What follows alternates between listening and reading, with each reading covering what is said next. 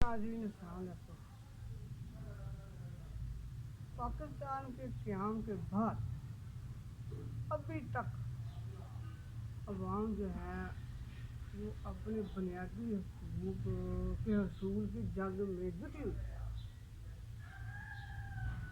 दुख तो ये भी है पीपल्स पार्टी अब 28वीं तरमीम में जो उसको तफजात हैं, उसी तरह वो तफजात उस पर दूर हो जाएंगे जिस तरह पहले दूर करते उन्होंने में जो बारियाँ लगी हुई हैं ना, जो तो बारियाँ को जो उनका जो मतलब होता है वो यही होता है कि फिर आप दूसरों को बर्दाश्त करें। खान साहब को इक़्तिदार से अलहदा करने के बाद जो सूरत बनी, उसमें जो 1.5 साल था वो भी मियाँ शहबाज शरीफ के हिस्से में है और अब भी मियाँ शहबाज शरीफ के हिस्से में तर्जुमा मौजूद है। लेकिन मियाँ साहब के जो दावे थे, जो वादे थे, वो तो हवा हो गए।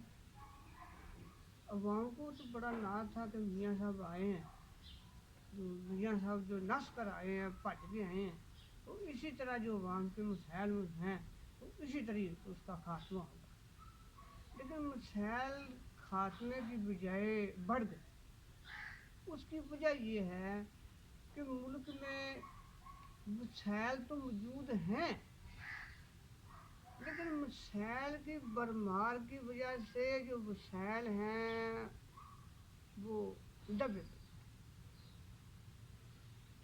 अब जो हज़रत कायद-ए-आज़म ने कहा था कि पाकिस्तान जो है उसमें कुदरत के बेशुमार खजाने हैं, तो हमने क्यों ना उन खजानों को दरियाफ्त करने की कोशिश की। हमने क्यों ना मुल्की मफाद को पहले मुकद्दम समझा। हमने क्यों अपनी तिजोरियाँ बनने की जो रवश है उसको बरकरार रखा। और हज़रत कायद-ए-आज़म ने कहा था कि जो 1 रुपया सूद है, पाकिस्तान जब बना था तो उस वक्त 1 रुपया सूद था। अब ये जो सूद है वो उसकी देखें किधर उड़ान जा रही है। इस तरह नहीं चलता। हमेशा वन वे ट्रैक जो है उसी वक्त चलता है जब उसमें नज़्म ज़ब्त हो, ज़ाब्ता अखलाक हो, रनिंग का सिस्टम हो। जब वो सिस्टम ही रनिंग का होगा, तो कहते हैं कि ड्राइवर को किसी ने पूछा कि भाई आपको क्या ज़्यादा प्रॉब्लम होती है। वो कहते हैं हमने ये सोचा था कि अपने जो शीशे हैं ना गाड़ी के, उनको साफ रखें। सफाई जिसम ईमान है। हमने कभी सोचा कि हमने अपनी नफसाती जो सफाई है उसको कितना हद तक क्लियर कर लिया, हमने अखलाकी सफाई कितनी हद तक दुरुस्त कर ली। मैं अपनी अब बात करता हूँ, जब मैं अपने गिरेबान में देखता हूँ तो मुझे अपने अलावा कोई बंदा बुरा नज़र ही नहीं आता। सारी बुराइयाँ आप में महसूस करता हूँ।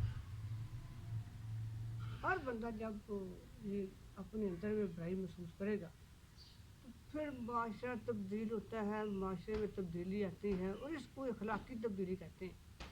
पाकिस्तान जिंदा।